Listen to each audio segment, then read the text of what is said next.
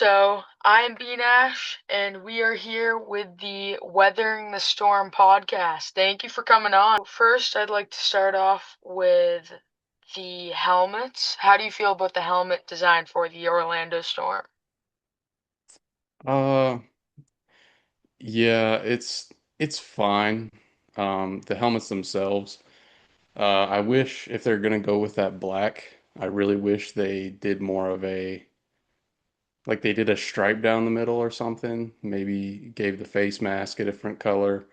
Um, excuse me, sorry. I kind of wish they maybe went with like a darker purple instead of the black. Maybe something to just give it more character. Like I think the black can work, but if you're gonna do it, I think you got to give it a little more orange and purple, some accents to it, give it a little more character and personality than just pretty much a black helmet, black face mask, and then the logo on the side. You got to do just a little something extra to it if you're gonna roll with black as the primary color there. I do have to say that was a thing a lot of people were saying around the league. It's just a matte black helmet, slap a logo on it, and uh, I don't know. I think they could have done a little better on that. Maybe an orange or purple helmet, but maybe it's not fully edited yet. Maybe the jerseys will be purple or orange or something like that. But yeah, so what would your least favorite and favorite helmet be out of all eight teams? Okay. Yeah, honestly, if we're gonna go with my least favorite, our least favorite, it probably would be the Storm, for the helmet. Um, I will say they're not my least favorite jerseys. I know a lot of people really don't like the jerseys. I'm not that aggravated by them. I'm fine with the Storm's jerseys overall. I think they need to do a couple little touch-ups to get it where I would really like it to be. But overall, I'm not that offended by the black. I think they can make it work. They just got to change it up a little. But if we're sticking with just the helmets, I would probably say the Orlando Storms is the worst helmet. But the best helmet is still going to be the Battlehawks. I think they're a really tough jersey combination to beat in general. And they slightly changed their helmet. I think they moved the wings in a little bit more than what they were last year. But still, I think that's still my favorite helmet. I love the uniqueness of Battlehawks. I've never heard of a team called the Battlehawks before, and then they have the wings on the helmet right there. I love that. So yeah, I'm still gonna say the Battlehawks are the favorite. I like the Aviators, how it pops off the jersey. It's a little bit different. And then the Gamblers. I love just I think they got the dark jersey perfect in all the ways that the Storm didn't. Um, so those would probably be my top three there. I'd say the Battlehawks helmets are pretty impressive. But I think we're gonna have some nice uniforms. I'm glad that they changed it up a little. In the 2020 XFL, I really like the Battlehawks blue helmets. I thought those were pretty cool. But if you had a small head shape, the it could look a little packed together. So, Yeah. yeah.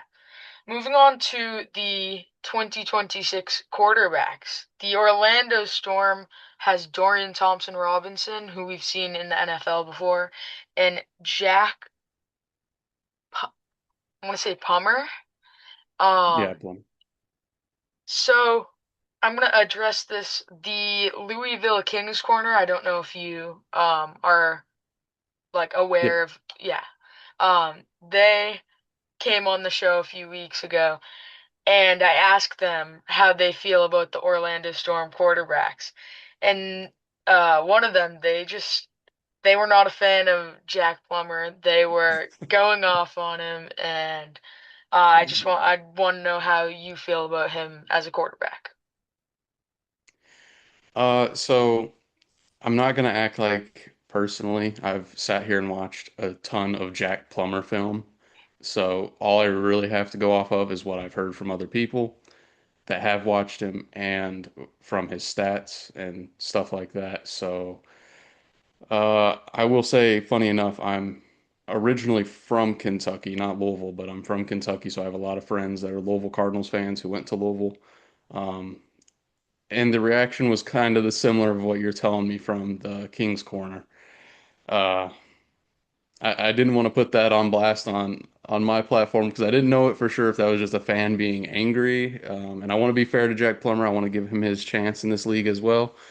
But that being said, I mean, the college numbers are solid in his most recent two seasons. I think what 21 touchdowns, 9 interceptions, 21 touchdowns, 12 interceptions in his last 2 years, over 3,000 passing yards in both. But he's very much a pocket passer. He's not going to be somebody that's going out and scrambling for a lot of yards. In his junior season, he had negative 126 rushing yards on 52 attempts. So he's obviously getting sacked more than he is rushing. And then his second year, 34 yards on 98 attempts, zero point 0.3 yards per carry. So he's never going to be a guy that can scramble with the ball whatsoever. Yeah. Um, and he kind of played on some practice squads, and the NFL played in preseason, but no like actual starting game reps.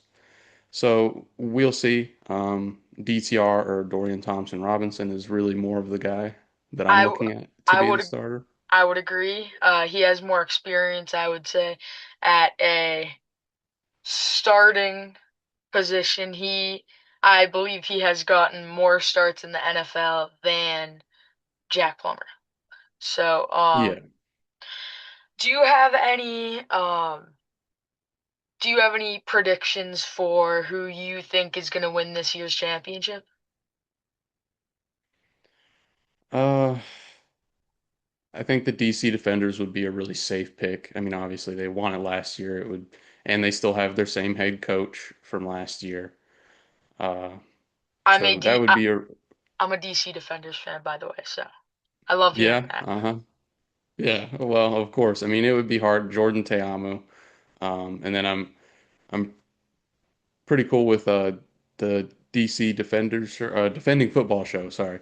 The defending football show, that guy that runs that, he's a really cool dude. Always supporting my channel as well, so obviously shout him out on your podcast. He's a really cool guy. Um, but yeah, I mean, returning head coach, returning quarterback who was probably top of the UFL last year with along with Bryce Perkins. Um, so yeah, I think they're a really safe pick. I think, of course, I got my own bias, but Anthony Becht and the Orlando Storm, I think they could make a run for it. But really, it's kind of hard to know.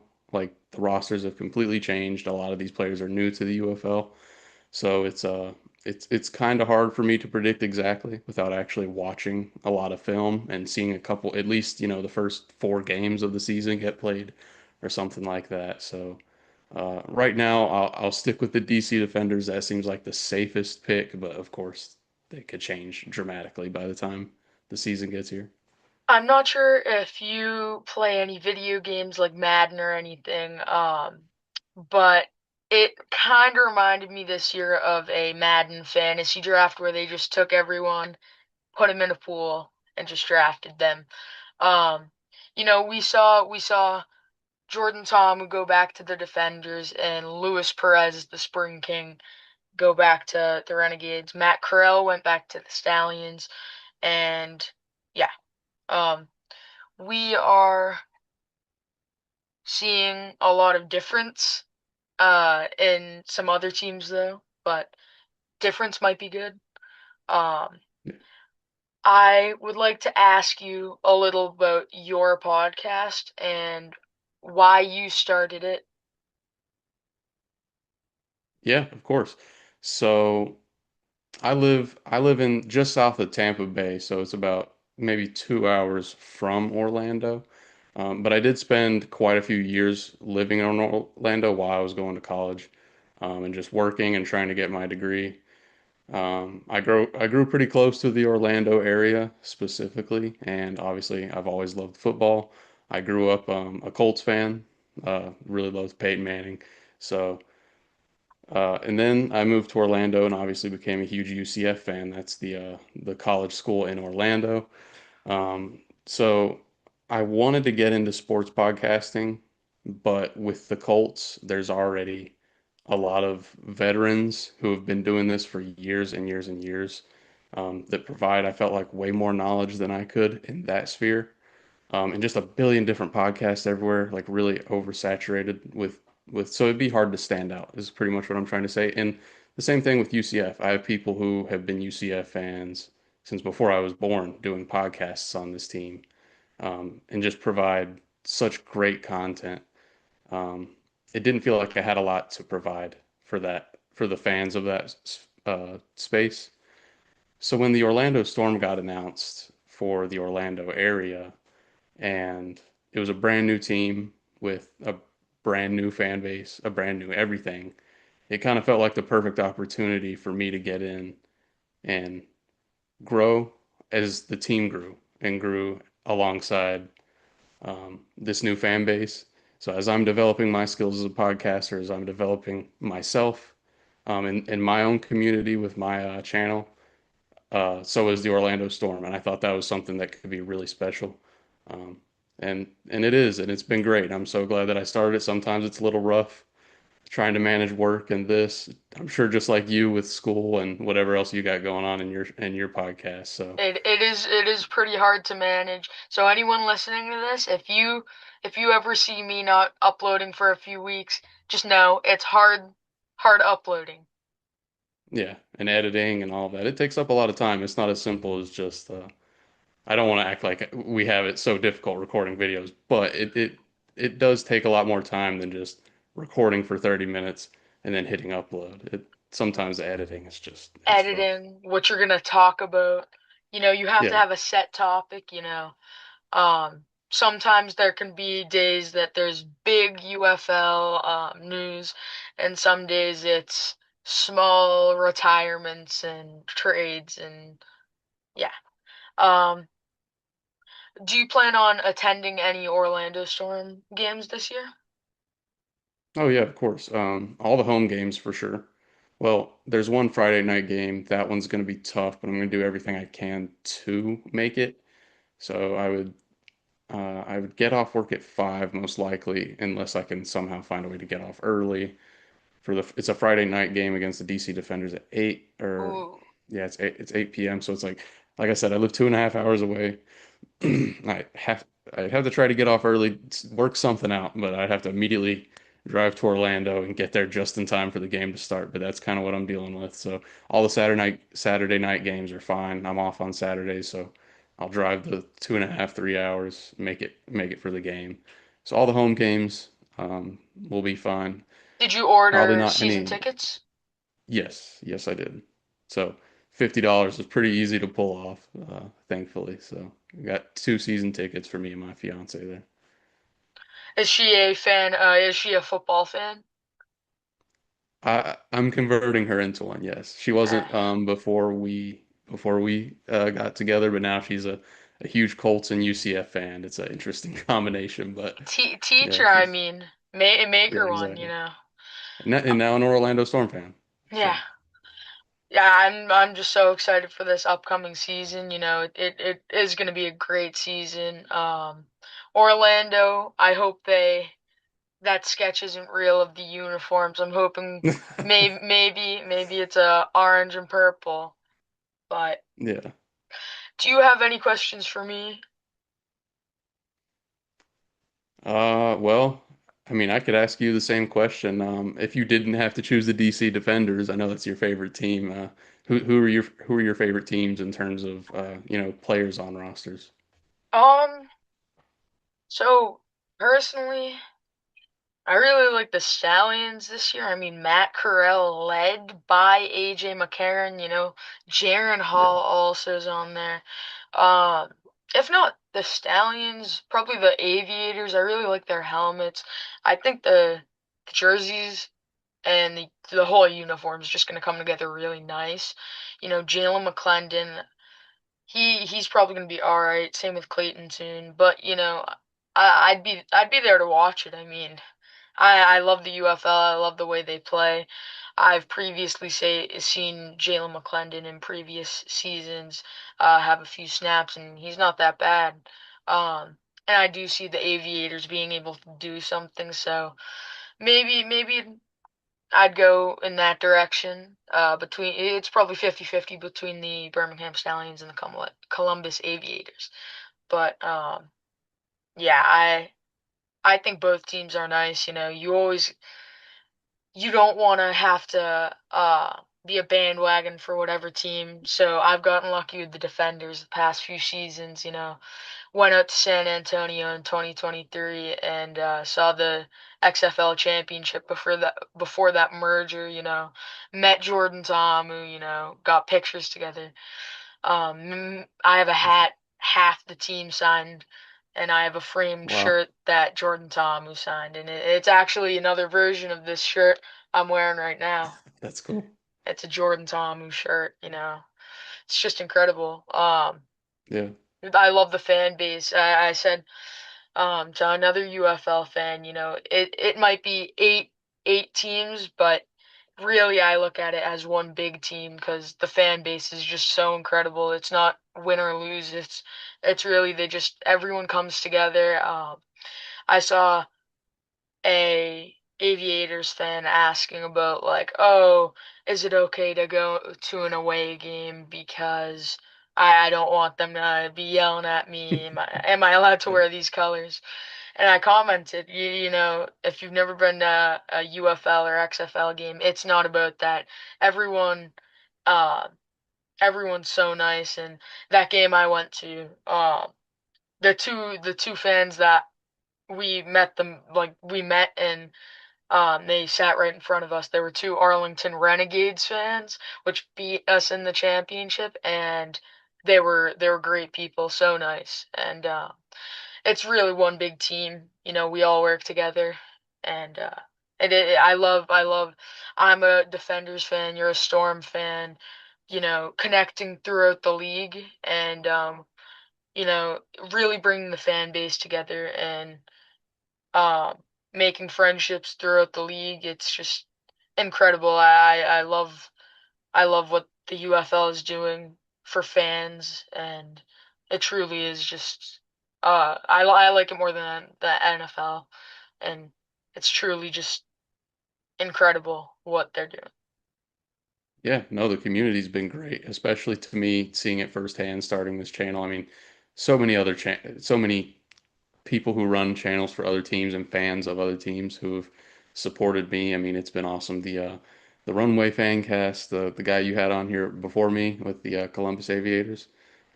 That dude was super nice. He said I was an inspiration for him to start his channel. I mean, and that I, was s- really I humbling to hear. I saw that comment.